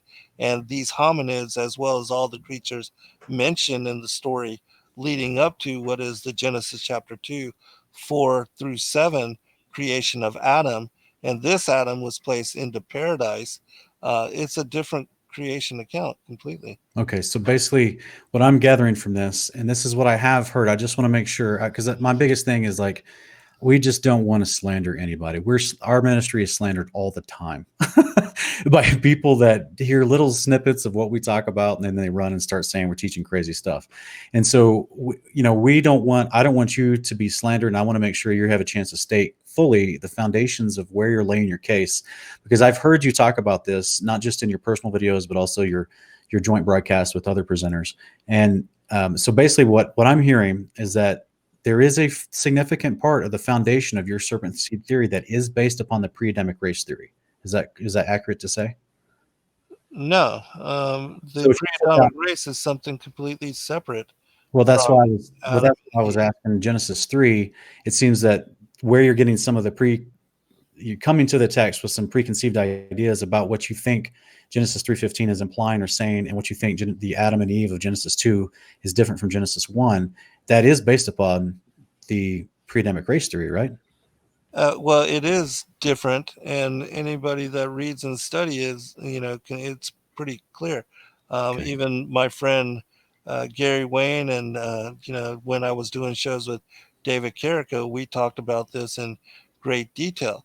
But with regard to the actual physical bloodline of Cain, if you look at the screen that I have up, I have three different genealogies. One, the book of the bee, the other, the cave of the treasures, and the other is Luke chapter 3. And you see that in all three of these genealogies, which out of the mouths of two or three witnesses shall the truth be established, you see that it says, from the Son of God, the son of Adam, the son of Seth, the son of Enos, on and on. Cain is excluded from all three of these genealogies. And Can I? again, it's because Cain was of the wicked one. And when you look up that word of in that particular passage in First John chapter 3 verse 12, of means offspring or son of. And so, and even the other, you can look at different translations, which we can go to that next. But there's many that speak of Cain being of the evil one, a son of, a descendant, a progeny, a child of. And, this is something that was common knowledge back in the ancient times. And it's only been since the translations of, the Aramaic into Greek and then into Latin and into English that this knowledge has been lost. But it is still encoded within the scriptures. And again, clarity can be found from the words of Christ himself in Matthew 13. He tells us that the enemy sowed the tares. The tares are the children of the devil, and the devil is the father of the tares. I mean, it's clear, and it's speaking about a physical progeny, because even in the Greek there, the word for seed and the word for, children and all that is the same thing. It Is all there a the is there a lineage. Greek word for the metaphoric use of being the son of somebody because you abide in that behavior, and you've learned after them, kind of like when Yeshua said, "Call no man father," because usually the father was someone they in a Hebrew idiomatic sense they looked up to someone teaching them or someone that ruled over them and referred to them as a father. Uh, So, Not but that they weren't I physically know. a father. Yeah, but again, in this case, when you examine it and with open mind and look at all the evidence of it, in my opinion, it's very clear that this is speaking about a physical lineage. And, Okay. again, undoubtedly, it was the beguilement of Eve by the serpent, which led to her bearing Cain, and that he was of the wicked one, which is why he's completely different in disposition from Adam and Eve. In their innocence, they were not murderers, liars, and deceivers. But we know that Satan is referenced as such. And so for Cain to be of the wicked one, it would make sense that he would be a murderer when his parents were not, and that it's the inclinations of the devil within him that lead him to murder his half brother Abel. So in that genealogy, the three comparisons of the genealogy you were showing above, now have you ever toyed with the idea that those genealogies and the reason why they would skip Cain and Abel and just go right to Seth is because it's following the priesthood that's given to us in Genesis? No, I think you're reaching, because again, Mhm. Cain is not the child of Adam, and that's clear why he's left out of the genealogy of Christ in all three of these. Well, I mean, so is Abel. Abel's left out of the But Abel genealogy as was well, murdered. He didn't bear any right? children. That's what I'm getting at, though, and that would Cain also. bore children, and if he was the first son of Adam, wouldn't he hold a prominent position here in these genealogies? Shouldn't he be listed first? No, this is why you read Jubilees 4:7, which is the seed that's raised up in place of Abel, and this is why Genesis 4:1 you'd have Eve saying, I've begotten a man, another man from the Lord, because Abel had been slain. Cain killed him, and so he's now exiled and out of the picture because he's not following the ways of the Father, and he cannot be a part of the priesthood to be passed down from Adam. So the guy that was showing himself approved to be the priesthood, which is also the ruler and the leadership to be passed down from Adam, was the one that got killed. And the one that got killed, he can't step into that place either because he obviously doesn't have the disposition and the behavior of the commandments. This is my interpretation of these passages. Yeah, And so, I realize that. And so therefore you have a genealogy or a lineage, if you will, that you're putting on screen here that would be following the actual priesthood, which is what we see the eternal Torah being kept by those early patriarchs before the flood, which is why Noah would be called a righteous man who also did the ways of the Father and knew how to do sacrifices and knew what clean and unclean was and would know how to actually be a father, a holy judge, as Jubilees chapter 10 calls it, over the other people, because he knows the ways of the Father, and those were passed down from Adam down to Enoch, down to Noah. And we see that lineage broken down for us in the book of Enoch. So that's my interpretation of in a broad sense of some of the stuff you've been digging into in great detail. But I do want to say, brother, there's a lot that clearly you've had to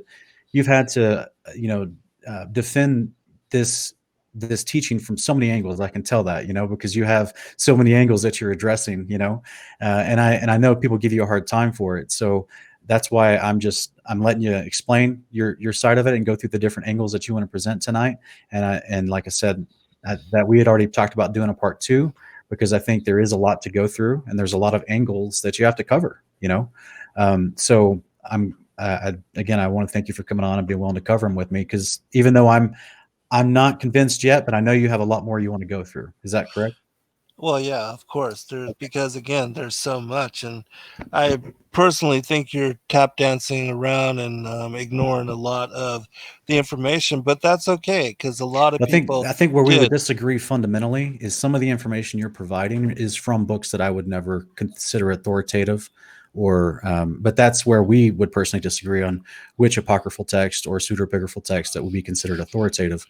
And that's okay. Again, that doesn't disparage anything. But I think from what I'm seeing, from the initial highly accredited, highly well-used books of all the different canons, as well as their textual criticism, their textual validation from history and from what's been found and validated, as well as the tried and true books that we're already familiar with, I've yet to see a strong case. I do know that you are putting forth a lot of word study into this, and that's important as well. So I know that we've got some questions in the chat.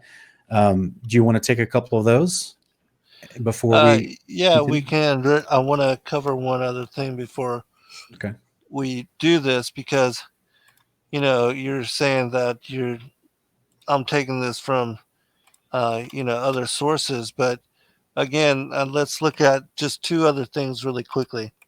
Sure.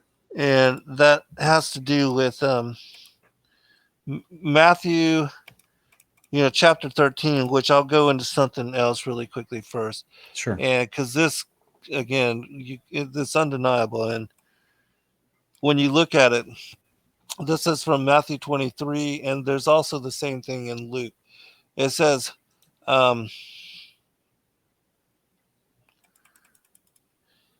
even so, ye also outwardly appear righteous unto men, but within ye are full of hypocrisy and iniquity. Woe unto you, scribes and Pharisees, hypocrites, because ye build the tombs of the prophets and garnish the sepulchres of the righteous, and say, if we had been in the days of our fathers, we would not have been partakers with them in the blood of the prophets. Wherefore ye be witnesses unto yourselves that ye are the children of them which killed the prophets. Fill ye up then the measure of your fathers, ye serpents, ye generations of vipers. How can you escape the damnation of hell? Wherefore, behold, I send unto you prophets and wise men and scribes, and some of them ye shall kill and crucify, and some of them shall ye scourge in your synagogues, and persecute them from city to city, that upon you may come all the righteous blood shed upon the earth, from the blood of righteous Abel unto the blood of Zacharias the son of Barachias, whom ye slew between the temple and the altar. And so here Christ is associating the murderers of the prophets, the Pharisees that are conspiring even his murder, with the assassins of the prophets. And what bloodline? He says that they are, a generation of vipers. It was Cain that murdered Abel, and Herod, who murdered Zacharias, the son of Barachias, who was the father of John the Baptist, the high priest. And so, again, in my opinion, it is clear that the Pharisees are also of this bloodline, and that they were the murderers of the prophets from Abel to Zacharias. And because we know Cain murdered Abel, he's without a doubt connecting them to his bloodline. And Cain is the seed of the serpent, the child of the wicked one. His genealogy excluded, not because he's some metaphorical, a person that doesn't do good, but because he is actual physical bloodline lineage of the serpent. And Okay, that so that brings in a really good question then, which is if that is the case and all the Pharisees were literal bloodline of the serpent, then well, there's two big questions that would come from that. The first one would be, what would you feel about the Apostle Paul, because he was a Pharisee, he yet was a Benjamite, he wasn't a so there's bloodline of the serpent. there's a caveat that the Benjaminites weren't didn't the Pharisees? So you're saying that the Pharisees of Yeshua's day, even those like Nicodemus and Joseph of Arimathea, No, they not all of them, but these particular ones that he's alluding to that say that they are of Abraham's seed, but are not. That is actually specific to Joshua chapter 10, because you see that in the time of Joshua, there was a certain tribe that acted as if they were from a faraway place, and they had Joshua and the princes of Israel spare them and to make covenant with them, the city and of they Ai, were. What's that? you're not talking about the city of Ai, are you? No, I'm talking about when they were Joshua 10. warring. Yeah, Joshua 10, when they were warring against, they were going into Jericho. And Hmm. uh, but anyways, this particular tribe, they acted like they were from a faraway place, but they were of this bloodline of Cain, and they were spared, and they were, instead of being killed because they had made covenant with them without asking God about it, they made them servants unto the scribes and the Levites, and they actually became the ones that usurped the Levitical priesthood by the time of Christ. And so Okay. that's why they were the Pharisees that were conspiring his murder, and that there was an actual bloodline connected to them, which did become and take over the Levitical priesthood. And they were the ones that were conspiring his murder, and that Christ was saying of them that, I know you are Abraham's seed, but really you are of your father, the devil. And he was talking about that as well. And they talk about how they were never, that they were never taken over, and that's because they were spared by Joshua. So And then you're that's a saying whole nother story as well. But in John 8, when he's speaking to the Pharisees and he's saying you claim that you're of the seed of Abraham, but really your father's the devil, right, that that's he literal as well. okay. Um let me see. Let me go try to find that passage real quick. I hope I'm not misquoting it, because I think he says you either claim or you say you are. This John 8:42, I believe. Jesus said unto them, Jesus sent the Jews, Samaritan, seek glory. Abraham's dead. Oh, he says, verse 83 says, are you greater than our father Abraham, which is dead? No, that's not it. I apologize. Verse 39, they said and answered unto him, Abraham is our father. Jesus said unto them, if you were Abraham's children, you would do the works of Abraham. But now you seek to kill me, a man that has told you the truth, which I have heard of God. This did not Abraham. This Abraham did not do, basically. Ye do the deeds of your father. They said to him, We are not born of fornication. We have one Father, even God. And Jesus said unto them, If God were your Father, you would love me, for I proceeded forth and came from God. Neither came I of myself, but he sent me. So in verse 39, when they make the claim, Abraham is our father, and Jesus responds back to them, if you were Abraham's children, you would do the works of Abraham. You're saying, so they can't be speaking, that has to be 100% literal, then that means all the children of Abraham would have to do the works of Abraham, and they couldn't do any other works? Is that what No, I'm not saying that, because a lot of even Abraham's children, like Ishmael and even Esau, they fell away and they were counted as serpent seed as well, and that wasn't physical, but that's what I was getting at.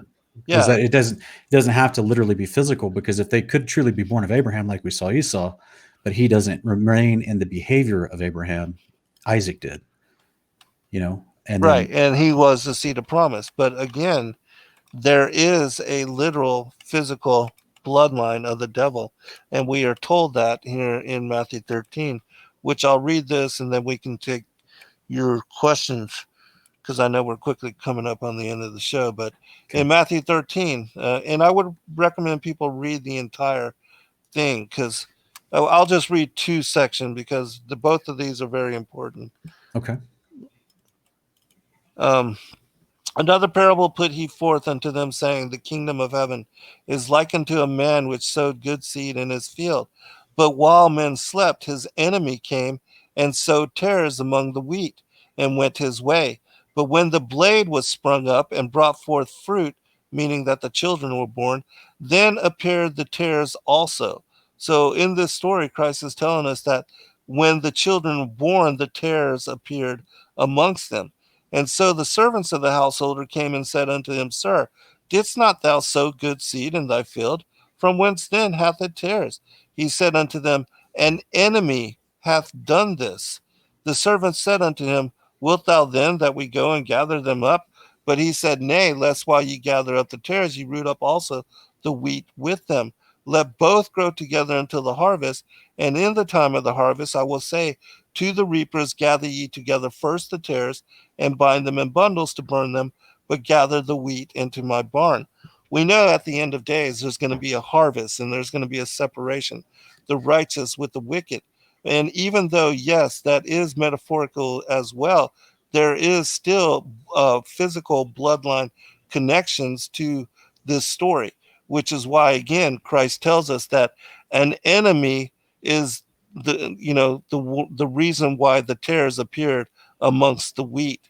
And then he goes into clarity after sending the multitude away, which we know he speaks in parables to the multitude.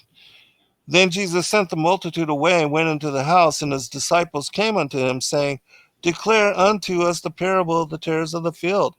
He answered and said unto them, He that soweth the good seed is the Son of Man. The field is the world. The good seed are the children of the kingdom, but the tares are the children of the wicked one. And that's a connection to 1 John chapter 3, verse 12. Cain, who was of the wicked one, that word of there meaning son of, descendant of, or progeny of.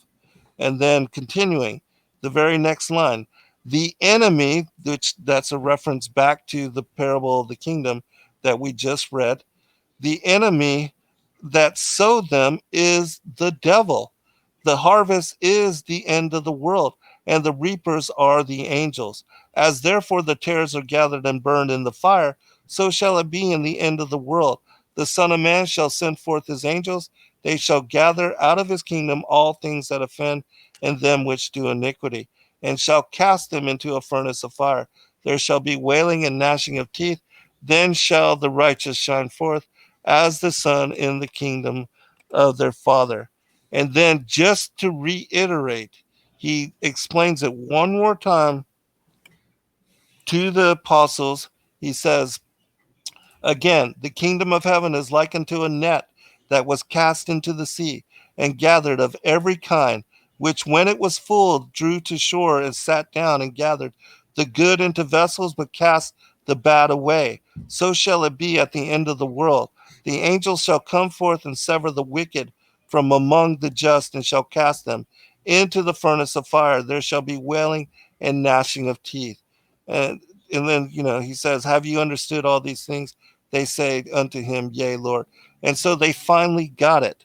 And that what Christ was alluding to is not just, again, you have good and bad people, but that there is an actual physical bloodline of the devil, and they are the murderers of the prophets, have been since the beginning, since Abel to Zacharias, which we know Zacharias was killed during his day. He was the high priest, the father of John the Baptist.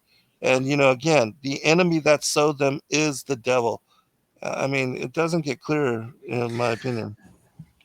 So, in your opinion of the texts that you've been reading to me so far, and you're putting together, if there's a physical, literal bloodline from the serpent, that is what I think you and I both agree. It's one spoken about in the Apocalypse of Abraham that is called the Azazel character. Yes.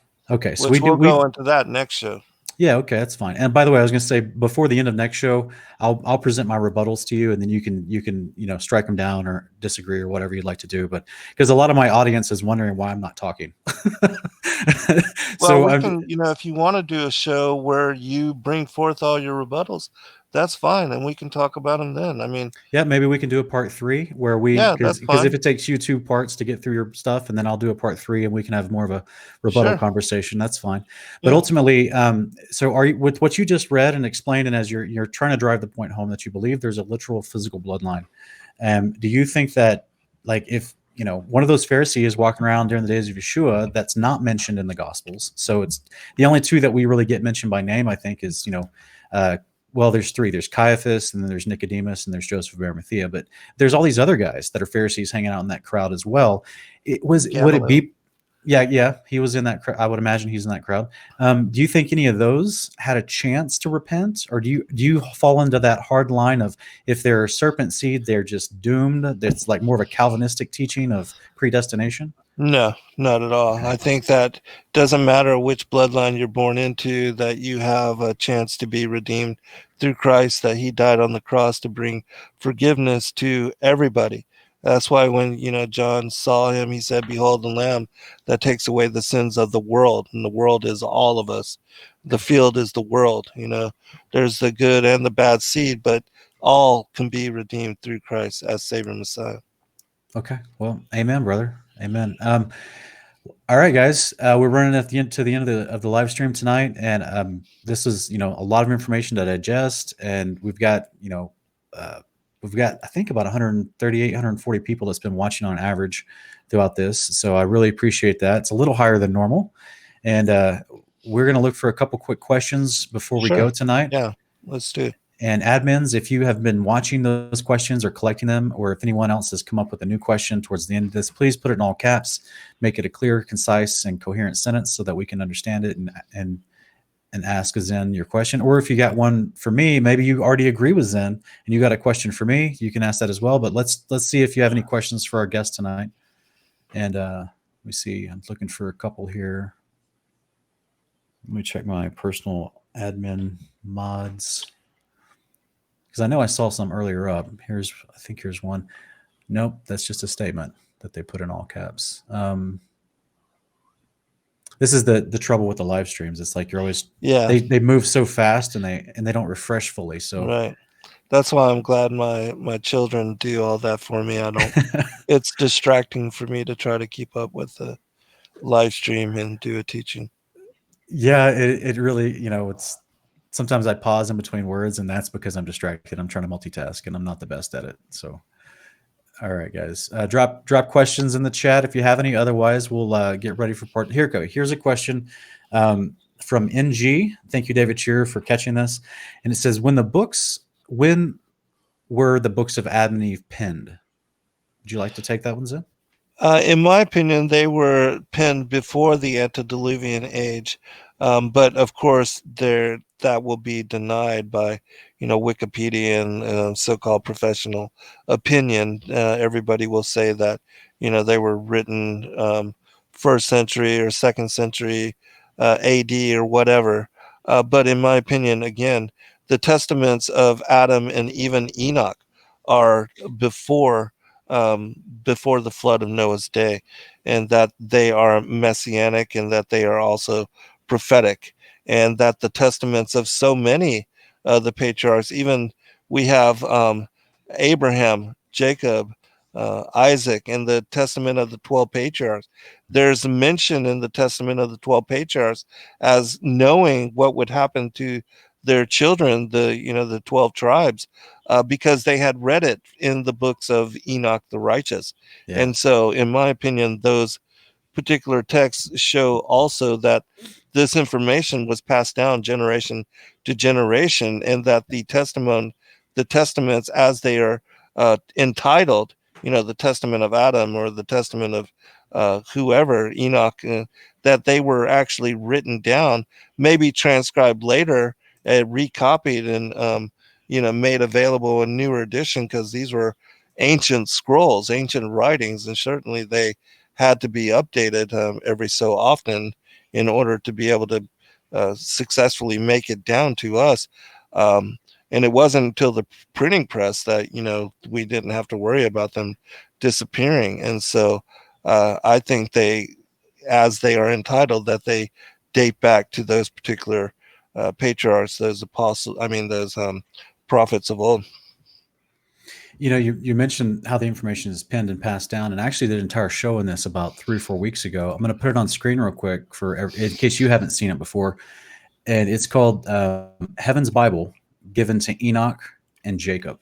And that's the title of the Milk and Meat live stream that I did a few weeks ago. And I go through systematically all the scriptures that give us a timeline of how these patriarchs had received commandment from the very beginning, and they knew what righteousness was. Right. And it wasn't a guessing game. And, I'm kind of countering against that traditional teaching from Judaism that tries to claim the law only came to Moses at Mount Sinai, and before that, they just had oral Torah.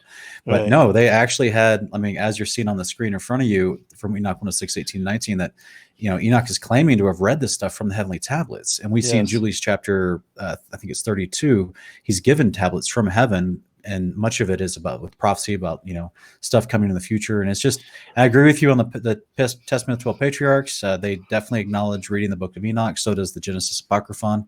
And so there is there's quite a few places to give us a good rabbit trail to follow. I'll make one other mention. There's the Book of the Secrets of Moses. It's called the Assatir, and in that book it speaks about Adam being, when he was banished from paradise and exiled here to the earth, that he was given 5 books, the books of creation. One of them was the Book of Signs, another the Book of Astrology, the Book of the Generations of Man, the Book of the Wars of the Lord, and another the Book of the Law. And that it was these 5 books which he passed on to Enoch. And we see that the portions of First Enoch are associated, in my opinion, connected to what we see as remembrance of these 5 books of the books of the books of creation, which I believe that the Book of the Law and also the Messianic, as far as the Book of Enoch, chapters 40 through 60, are part of that. And then we see the Book of Astrology, the Book of Signs, as part of the book on the courses of the heavenly luminaries. We see the Book of the Generations of Man as being part of the dream visions, chapters 83 through 90 or thereabouts. And so you see all these different associations with the books of creation mentioned in this particular text as being different portions of the testament of the Book of Enoch. And so that I find to be interesting as well. Okay. Here's a question directly for you, Zen. It says, what Targum are you using and why? I read from the King James and many other parallel Bibles as well, but I study and have a preference for the Aramaic and the Jerusalem Targum, and we have published and released those, made them easily available for the public at a very cheap cost, because I know a lot of as far as those that have published the Targum, they publish each of the 5 books of Moshe separately, and they charge anywhere from $75 to $50 each for each one. And we provide the Targum, the Aramaic and Palestinian Targum together as one manuscript in all 5 books, and so that people can gain access to them, read them, and study them. And you can find that at sacredwordpublishing.com. And how do you differentiate between the two targums? Do you do the bracketed kind of thing like the Yes, translators did? The predominant one is the Aramaic, which dates back and is most authoritative and most well respected. And then the Jerusalem, and there's a bracket for the Jerusalem, the differentiation where there's additional or something that might be different as far as commentary. They are put there one after the other. Okay. With each of the different verses and each of the different books. Okay. All right. Let me see here. Can we take 2 more questions? You got time? Yeah, certainly. Okay. I'm no rush. So Take it looks as like many we as you have want. Elias Stewart is asking a 2-part question. I think the second part we're going to get into in later, the next time we talk, right? So we'll cover the second part. The first question he wants to ask though is, had Cain's line survived the flood? They survived through Ham, and this is part of my 13th book, I think it is. I remember I get them confused because I've written so many. But anyways, the Great Contest 2, the enmity between the seed lines. Chapter 19 of that book is on how the serpent seed survived the flood. And in that particular chapter, it talks about how Noah was instructed to take Nama as his second wife, that the first 2 children, Japheth and Shem, that they were born of a different mother, and that Ham was born of Nama, and Nama was the sister of Tubal-Cain, of the line of Cain, the daughter of Lamech. And it was specific in a book called The Writings of Abraham. It talks about how God would preserve the seed of Cain through the flood, through Nama. And because Ham had seeing the nakedness of his father, meaning that he slept with his mother, that the child that was born of that was Canaan. And that's why Canaan was cursed by Noah after his birth, because he was a result of his having seen the nakedness of his father, which because Nama was serpent seed and because Ham was serpent seed, the child Canaan was predominantly serpent seed as well. And so it is through the Canaanites that the serpent seed survived So and I were apologize. perpetuated through the flood. I want to follow. I apologize if I'm not following. You said Nama was Yeah, serpent seed, Nama. and she was, and you said she was the wife of whom? She was the sister of Tubal-Cain, the daughter of Lamech, but she was Right. the wife of Noah, the second wife of Noah. And which book were you quoting from that talks The about Writings of Abraham, and also the book of Jasher speaks about. But there was, he actually married 2 different Namas, one from the line of Enoch, whom Shem and Japheth were born, and then the second Nama is whom Ham was born from. And so you can look to that chapter for all the quotes and all the passages that I'm. And also, if you just go to my Facebook page, in my notes section, there's an excerpt of this chapter, and you can read it there freely. Okay, How so the that's serpent seed survived the flood. Noah's 2 wives you're claiming perpetuated from the writings of Jasher and the writings Abraham. Yep. Okay, interesting. All right, so I'm just helping out the person asking the questions. So they have a resource to go try to, because we don't have slides. Usually I have all my scriptures on slides prepared to show where I'm getting these ideas and the quotes. So that's hopefully, Elias, that was good for you to go check out. L. Wilkins 25 is asking, if we are returning to our original state of immortality, why do we need our bodies changed into water and spirit to inherit paradise? Adam was made from earth and spirit, not water and spirit. That's just to be born again through the Holy Spirit, and that's to become a new creature in Christ. And that has to do with, redetermining our allegiance while in flesh embodiment.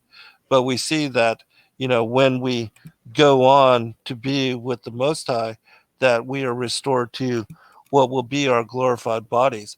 And then at the end of the age, before the great white throne judgment, our physical bodies are then brought up for judgment, and that particular determination of who shall be numbered amongst the elect, the righteous or the wicked. But again, the bright nature is what we will be restored through, and that is through Christ. But being a born again of the Holy Spirit, that just is becoming a new creature in Christ while here in flesh embodiment. Well, I could be wrong, Elkins 25, but I think they weren't asking about the regeneration concept. I think they were asking about what you were claiming from your explanation of your Serpent teaching, which is that we were talking about the idea that Adam was born. You were saying that the second Adam in Genesis 2, or I don't know the first person, what you think the first person's name was, the hominids, but let's just go with it. Didn't have a name. Okay. So what you were saying that Adam in Genesis 2, that he, even though he was made of the dirt and he was taken to paradise in the third layer of the firmament, that he could live forever. And I think, but he would have if he didn't fall. The understanding that the question is coming from is you're saying that was a state of immortality.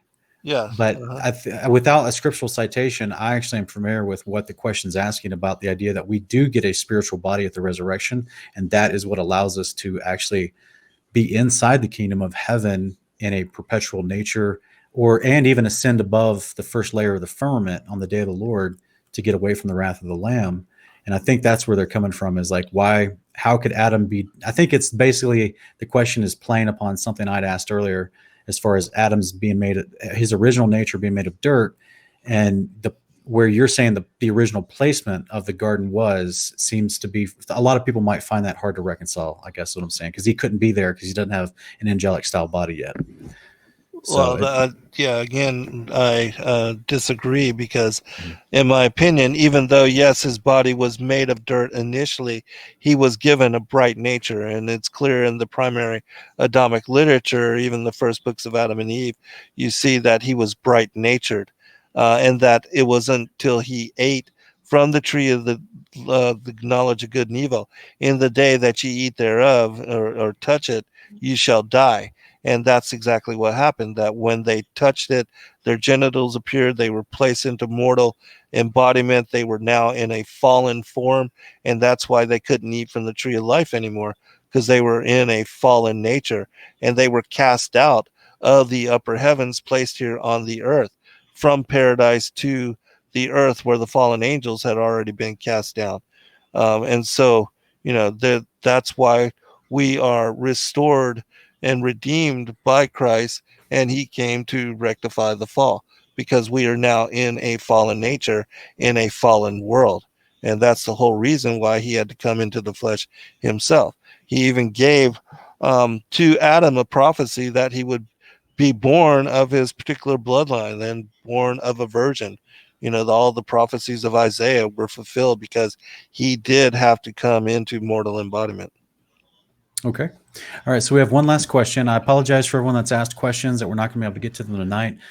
Please try to hold on to them. And Zen, I know you do your weekly show next Friday, but I'd love to invite you back the following Friday for part 2, if you're willing. Yeah, sure. And then maybe some of the folks that couldn't get their questions in tonight, maybe they can get them in 2 weeks from now. So the last question we'll take tonight is from Miss Peggy D. She's asking, from Genesis 3:6, she saw the tree was good for food and took fruit and ate. Do you see this as literal? Yeah, I do. She did see, again, the pleasantness, and that a tree to be desired, to make one wise, and she ate of it. Their eyes were opened.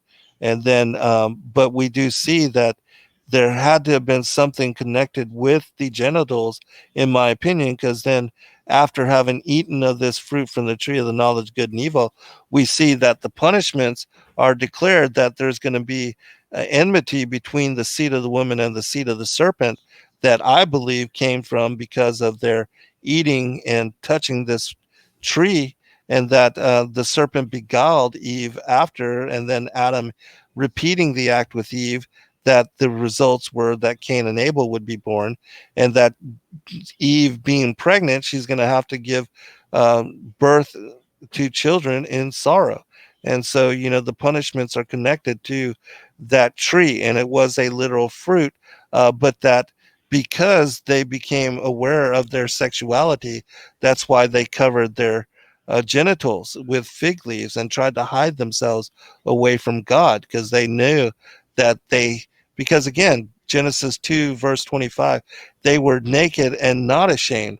But then all of a sudden, when they eat this tree of the knowledge of good and evil, something happens to where they are embarrassed and they are ashamed. And it has to do with their genitals, because they tried to hide them. And then they tried to hide themselves from God, because they know that they did exactly what he warned them not to do.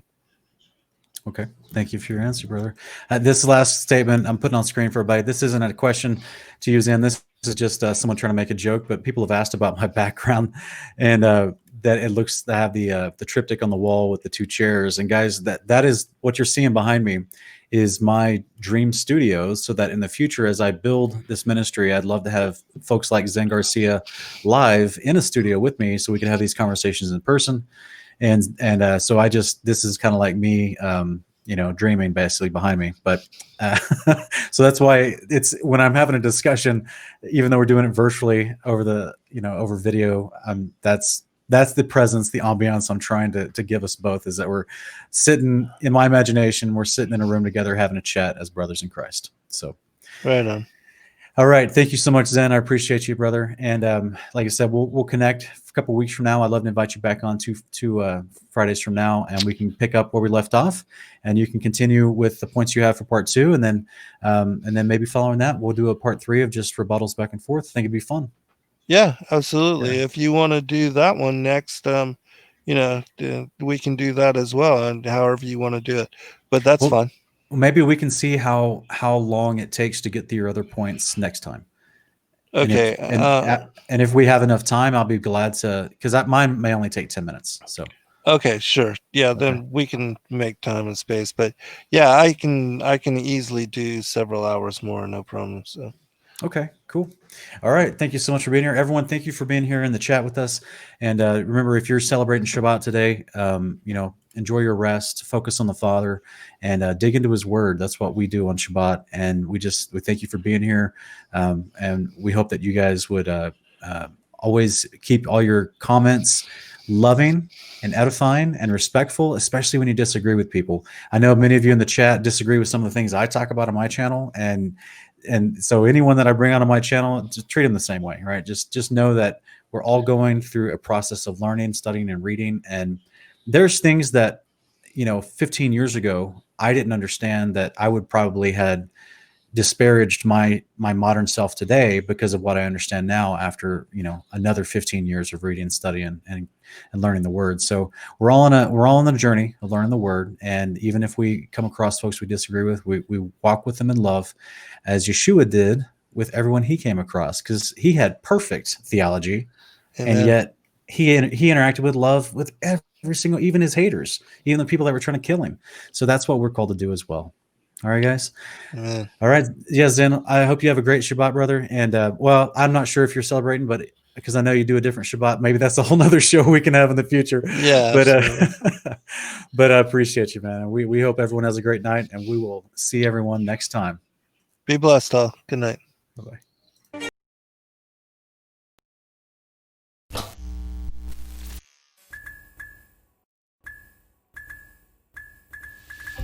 Thank you, everybody, for joining us for this video and this broadcast. We appreciate all of you, and thank you for your patronage. Please do like and subscribe and share with your friends. God bless all of you in your seeking.